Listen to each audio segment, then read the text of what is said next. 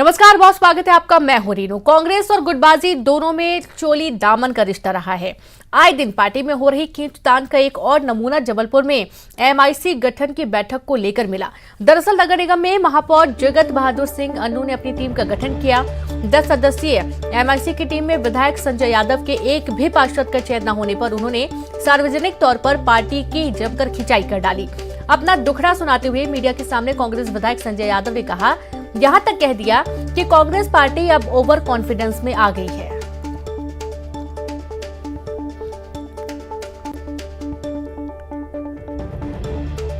सारे विधायकों से नाम ले रहे हैं, तो जब एमआईसी के गठन के लिए बैठक होती है तब मुझे बुलाया नहीं जाता। तो इससे कल मुझे समझ में आ गया था। उसके बाद कल मैंने फिर बात की गठन होने के पहले, तो आदरणीय आश्वासन दिया मुझे कि नहीं, एक बरगी से होना चाहिए, एक पनागर से तो अपने आप आई, एक कैंट से होना चाहिए, बाकी सब जगह से होना चाहिए। सब जगह का एक तो जातिगत संतुलन बनाया जाना चाहिए कांग्रेस को, क्योंकि ओबीसी की जनसंख्या की आबादी के आधार पर ओबीसी को स्थान मिलना चाहिए। ये भी नहीं दिया और मेरी समझ में नहीं आता कि कांग्रेस के लिए संघर्ष करते, अभी आपने देखा जनपद चुनाव में, जिला पंचायत चुनाव में क्या हुआ कि अपने लोगों ने ही कांग्रेस जिला पंचायत हरवा दिया।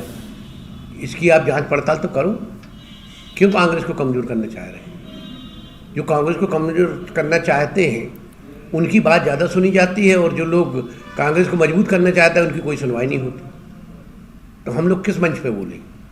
पार्टी फोरम में कभी सुनवाई होती नहीं, कोई निर्णय लिए नहीं जाते पार्टी के हित में हो, तो ये बात किसको बताएं, किसको कहें?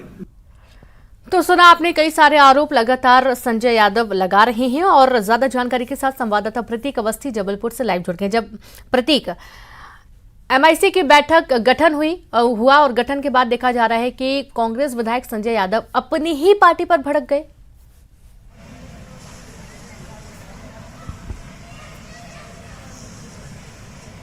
देखिए, लाजमी है चूंकि रेणु जिस बैठक में एमआईसी की गठन की तैयारी हो रही थी उस बैठक में इन्हें बुलाया नहीं गया। इसके पहले भी हमने देखा था कि जब मेयर इलेक्शंस को लेकर के तमाम चाहे वो प्रचार प्रसार का दौर हो या अन्य चीजें हों, तब भी इन्हें दरकिनार किया गया था, तब भी इन्होंने विरोध की आवाज उठाई थी। और आज अपनी पार्टी पर ही ये विफर पड़े और तमाम अन्य आरोप भी लगा डाले कि जो पार्टी के लिए काम नहीं कर रहा है या पार्टी विरोधी काम कर रहा है उसकी बात पहले सुनी जाती है। पार्टी फोरम में किसी बात की सुनवाई नहीं होती, निर्णय नहीं लिए जाते हैं। ये दूसरा बड़ा बयान उन्होंने दे दिया। तीसरा बड़ा बयान ये भी दिया कि पार्टी ओवर कॉन्फिडेंस में आ गई है, क्योंकि प्रदेश में भाजपा की हालत पतली है। ऐसे में कांग्रेस शायद ओवर कॉन्फिडेंस के दौर में जा चुकी है। तो तमाम बड़ी बड़ी बातें जो हैं वो कांग्रेस विधायक संजय यादव ने यहाँ क्या कही हैं। बेशक एमआईसी का गठन बीते 24 घंटे भी नहीं हुआ है, लेकिन इसके बाद से जो तस्वीर सामने आ रही है वो कांग्रेस को दो फाड़ करती हुई यहाँ पर दिखती है। विशेष तौर पे अगर कांग्रेस विधायक संजय यादव को लेकर के हम बात करें तो वे खासे कहीं ना कहीं यहाँ पर नाराज जो है वो पार्टी के समक्ष नजर आ रहे हैं, क्योंकि उन्होंने कमलनाथ, मुकुल वासनिक, राज्यसभा सांसद विवेक तन्खा, तमाम वरिष्ठ नेताओं को पत्र भी लिखा, लेकिन बावजूद इसके उनकी एक नहीं सुन रहा है कोई। तो ऐसे में कहीं वो आगे जाकर कोई बड़ा कदम ना उठा लें, इस ओर भी उन्होंने इशारा किया है। जो भी हो, कांग्रेस पार्टी को ही खींच रहे हैं कहीं ना कहीं अपनी बातों पे, और उसे ही कटघरे में, अपनी ही पार्टी को कटघरे में कांग्रेस विधायक संजय यादव रख रहे हैं। तो लाजमी है इन तमाम बातों, इन बयानों के आखिर क्या मायने निकल के सामने आएंगे, राजनीतिक पृष्ठभूमि से समझें अगर, तो भाजपा कहीं ना कहीं इस पूरे मसले को लेकर बेशक चुटकी लेगी। जो भी हो, पार्टी के खिलाफ ही बयानबाजी उन्होंने की है, और आखिर उन्हें क्यों मजबूर होना पड़ा इस बात को भी उन्होंने खुद ब खुद बयां किया है कि लगातार उन्हें नजरअंदाज किया जा रहा है। बेशक 23 का चुनाव को देखते हुए इस प्रकार की बयानबाजी और हालात पार्टी के लिहाज से बेहद ठीक नहीं है। जी बिल्कुल। और संजय यादव का ये भी एक बहुत बड़ा आरोप है प्रतीक, कि पार्टी फोरम में किसी भी तरीके की सुनवाई पर ध्यान नहीं दिया जाता, सुना नहीं जाता, जिस पर कांग्रेस को ध्यान देने की जरूरत है। बहुत शुक्रिया हमसे बातचीत करने के लिए, तमाम जानकारी साझा करने के लिए। अगली खबर का हम जिक्र करेंगे। जैसा कि प्रतीक बता रहे थे कि बीजेपी भी चुटकी लेगी, तो वही कांग्रेस विधायक संजय यादव के अपनी ही पार्टी पर आरोप लगाने पर बीजेपी का बयान आया है। बीजेपी प्रवक्ता नेहा बग्गा ने कहा कि कांग्रेस पार्टी की यह पुरानी परंपरा है, जो उपयोगी लोग होते हैं उनकी नहीं सुनी जाती, बल्कि जो लोग एक परिवार विशेष या कमलनाथ की जी हजूरी करते हैं उनको आगे रखा जाता है। इन्हीं वजहों से कांग्रेस लगातार गर्त में जा रही है।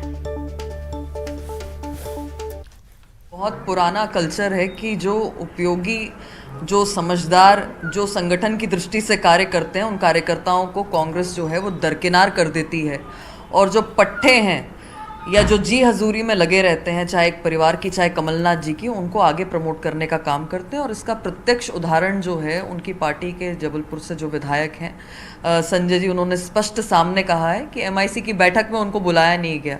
तो कांग्रेस पार्टी जो है वास्तविक में जो लोग डिजर्विंग हैं उनको छोड़कर पट्टेवाद को आगे बढ़ाने में लगी हुई है, और इसी कारण से कांग्रेस का जो कैडर है वो हर जगह से समाप्त हो रहा है। और अब दिल्ली से खबर है, जहां बीजेपी संसदीय बोर्ड का गठन, केंद्रीय चुनाव समिति का भी गठन।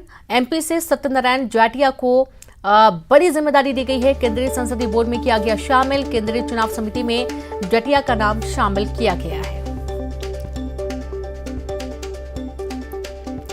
तो खबर दिल्ली से है, बीजेपी संसदीय बोर्ड का गठन, केंद्रीय चुनाव समिति का भी गठन किया गया। MP से सत्यनारायण जाटिया को बड़ी जिम्मेदारी दी गई है, केंद्रीय संसदीय बोर्ड में किया गया शामिल, केंद्रीय चुनाव समिति में जाटिया का नाम शामिल किया गया है। बड़ी खबर है दिल्ली से।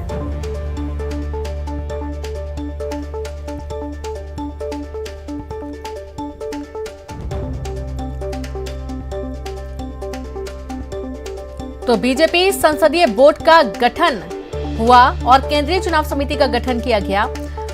संवाददाता अनूप गुप्ता फोन लाइन पर जुड़ गए। अनूप, देखा जा रहा है कि MP से सत्यनारायण जाटिया को एक बड़ी जिम्मेदारी दी गई है केंद्रीय संसदीय बोर्ड में। बिल्कुल, देखिए लंबे वक्त से ये रुका पड़ा था ये फैसला, और आज बीजेपी के राष्ट्रीय अध्यक्ष JP नड्डा ने फैसला लिया है अपना संसदीय बोर्ड और जो केंद्रीय चुनाव समिति है उसका गठन JP नड्डा ने किया है। सबसे चौंकाने वाली बात यह है कि इसमें पहले शिवराज सिंह चौहान हुआ करते थे पार्लियामेंट्री बोर्ड और केंद्रीय चुनाव समिति में, उनको ड्रॉप किया गया है और सत्यनारायण जाटिया को पार्लियामेंट्री बोर्ड में शामिल किया गया है। इसके अलावा केंद्रीय चुनाव समिति के भी सदस्य होंगे। एक आमूल चूल परिवर्तन, क्योंकि लंबे वक्त से ये फैसला लंबित था, ऐसे में आज JP नड्डा ने किया है। जिसके संसदीय बोर्ड में 11 सदस्य होंगे और ये वो सदस्य होते हैं जो पार्टी के बड़े फैसले लेते हैं। बड़े फैसले लेने का अधिकार जो है वो पार्लियामेंट्री बोर्ड के पास ही होता है। और इस पार्लियामेंट्री बोर्ड में आप अगर देखेंगे तो बीजेपी के राष्ट्रीय अध्यक्ष JP नड्डा के अलावा प्रधानमंत्री नरेंद्र मोदी, गृह मंत्री अमित शाह, PL संतोष, इस बार जो नए शामिल किए गए हैं इसमें सत्यनारायण जाटिया है। तो ये तमाम जो नाम आपने जो नाम कर रहा हूँ, नाम जो बताया जा रहा है वो बड़े नाम है और एक आमूल चूल परिवर्तन, क्योंकि लंबे वक्त से कई सदस्य थे पार्लियामेंट्री बोर्ड के जिनका निधन हो चुका है। इनके अलावा कई सदस्य थे जो दूसरे कारणों से हट गए थे। तो अब एक नया जो पार्लियामेंट्री बोर्ड है और सेंट्रल इलेक्शन कमेटी, उनका गठन कर दिया गया है। जी बिल्कुल, ये दो गठन जो किए गए हैं, बीजेपी संसदीय बोर्ड का गठन और साथ ही केंद्रीय चुनाव समिति का भी गठन किया गया है। और भी क्या कुछ बारीकी तब्दीलियां की गई हैं इसमें? अनु, ये बहुत बड़ी तब्दीली कह सकते हैं, क्योंकि देखिए लंबे वक्त से इसका इंतजार किया जा रहा था।